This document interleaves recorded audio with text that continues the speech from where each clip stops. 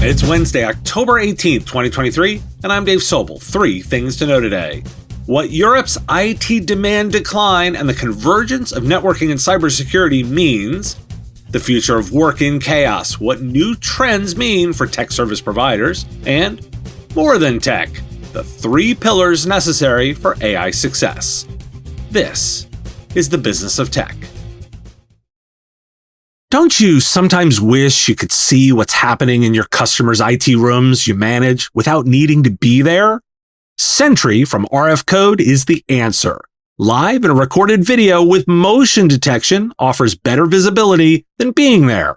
Thermal imaging with 768 monitoring points combined with ambient temperature and humidity. And it's so easy to set up. Plug it in, scan the QR code, and you're done. Sentry helps you know about IT issues before your clients do. And listeners get 30% off your order of hardware and service with code MSP Radio on checkout. Visit rfcode.com/MSP Radio and never be asked why you didn't know again. According to the latest State of the Industry report from Information Services Group, Europe's demand for IT and business services fell in the third quarter, with managed services down 2% and as a service dropping 8% compared to the prior year. Managed services ACV reached an all-time high in the previous quarter, but decreased by 17% sequentially. The report also highlights declines in IT outsourcing and infrastructure as a service, while business process outsourcing and software as a service saw growth. According to Cato Network's 2023 SASE Adoption Survey, 82% of IT leaders worldwide are driving the convergence of networking and security teams within organizations. This trend aims to improve collaborations and operational efficiencies, with 24% of organizations already handling network and security responsibilities with one unified team. The survey also highlights occasional collaboration difficulties and a preference for a single, shared platform for security and network management. Small and medium-sized businesses face a high degree of cyber risk, with 48% of companies experiencing an incident in the past year, according to research commissioned by Sage. 3/4 of SMBs in the U.S. consider cybersecurity a significant concern, and 59% plan to increase investments in cybersecurity. Why do we care? SMBs seek help from cybersecurity specialist companies and industry organizations for managing their cyber risk and education and training on cyber risk management. And that's called services. The decline in Europe's managed services and markets around as a service signals a potential trend that could influence global market dynamics. Emphasis on could. The data from Cato Networks highlights an industry-wide shift toward a unified approach to networking security, suggesting a demand for bundled or integrated services, and importantly, a convergence of this managed service provider and managed security services provider stuff. Leaders don't want the distinction, and security just needs to be part of the offer. I hadn't touched on the dynamics of work in a bit, and it seems there are some fascinating details here. Office vacancies in London and the US have reached a 20-year high, presenting a challenge to CEOs who want workers back in the office post-pandemic. Investment in offices has also fallen sharply, indicating a drop in interest in office space. Some companies are implementing those return-to-office mandates, but employees are resisting and questioning those decisions. But from Census Bureau estimates, the proportion of Americans working from home has reached its lowest level since the pandemic began, with only around 26% of households having at least one regular remote worker. The demand for remote jobs has surged, with remote roles attracting almost half of all job applications, despite making up only 9% of LinkedIn job postings in August. So you're ready for the maneuvers employees are doing?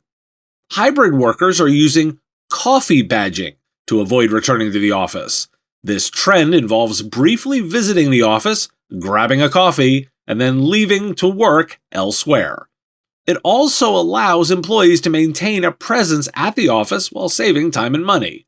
The practice has become more popular as companies enforce return-to-office mandates, with 58% of hybrid employees participating in the trend. Or this one. Roughly 5% of workers in a typical organization have 2 full-time jobs concurrently, according to a new McKinsey report that surveyed over 15,000 workers across 7 countries, including the US, between last November and January. McKinsey called the trend a growing phenomenon that's been driven in part by remote workers taking on a second remote job, likely without their employer's knowledge. I've argued that bad management is one reason for all this confusion. Turns out there are a lot of bad managers. A survey by the Chartered Management Institute found that 82% of bosses in the UK lack formal leadership or management training. Many managers are promoted based on internal relationships rather than performance, leading to a high number of accidental managers, which leads to low-quality feedback.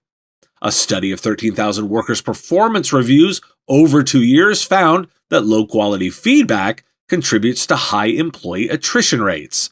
Employees who've received unhelpful or vague feedback were likelier to leave the organization. And before I get to other big ideas, this one. The future of work is optimization rather than the location of work. 3 emerging themes include the CEO taking charge of the future of work, shifting from talent operation to talent optimization, and building a support system for leaders.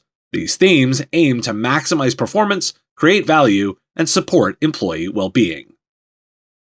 Why do we care? I love this chaos because those with solutions are valuable. Chris Kay, an insider, is right. The future of work is optimization. And clearly, organizations do not have the skills to deliver that. Poor management doesn't know how to manage or build organizations that can, so rather than learn, they fall back on classic tropes. Workers, having figured out there are other options, will game the system. I focus here because those with solutions can build entire practices, and they're all technology-driven. And that's why I like this for technology services companies. I'm taking Thursday and Friday off for personal reasons, so I'm giving you your Friday big ideas early. Diamond Sue, an insider, looks at how networking has changed. Not wires, but people, citing how the pandemic has brought significant changes to networking. The decline in in-person touchpoints has led to a shift towards virtual networking through social media platforms like LinkedIn and Facebook. Cold, direct messages have become more effective, and the line between professional and personal networking has blurred. However, there's still a strong desire for in-person interactions as people are eager to meet face-to-face and have meaningful conversations beyond recruitment. It's a good reset. Gabe Burke in US News argues, "It is time to end the war on remote work." The article argues that the war on remote work should end, as employers' insistence on in-office attendance is met with resistance from employees.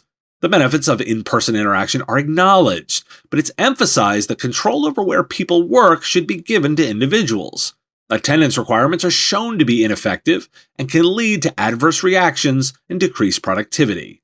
The article suggests that employers should embrace the trend of flexible work and allow employees to choose where and how they collaborate. And finally, a piece from Harvard Business Review. Historically, technology arrives in clusters, and the same applies to AI. While AI has great potential and hype, progress and success with AI will require concentrated efforts beyond just the technology itself. High-quality data, organizational capabilities, and societal accommodations are crucial for the widespread adoption of AI. Companies must address data quality issues, develop the necessary organizational capabilities, and navigate the societal implications of AI. Embracing these challenges and gaining the full commitment of senior leadership will increase the chances of success in an AI implementation. Why do we care? I talked already about remote work, and I just wanted to highlight more thinking here. There's an angle in how meeting people and networking will happen. I'm just not sure I figured it out. The recognition that AI success depends on more than just technology emphasizes the role MSPs can play in providing comprehensive solutions. Providers should be thinking about how they can offer services that not only include AI technologies, but also the necessary organizational training, data quality management, and even ethical considerations. Again, it's all a service. Thanks for listening. It's National Chocolate Cupcake Day. Do I need to say more on that one? I'm off tomorrow and Friday for some personal reasons, including speaking to some students at William & Mary about careers in technology. An invitation to them if they jump on the show, and to any listener. Find me on LinkedIn. Just search for Dave Sobel. There's a bonus episode this weekend as we talk to a computer scientist, lawyer, philosopher, and podcast host, also known as the profile of a client. Have a great weekend, and I'll talk to you on Monday. The Business of Tech is written and produced by me, Dave Sobel, under ethics guidelines posted at businessof.tech. If you like the content, please make sure to hit that like button and follow or subscribe. It's free and easy and the best way to support the show and help us grow.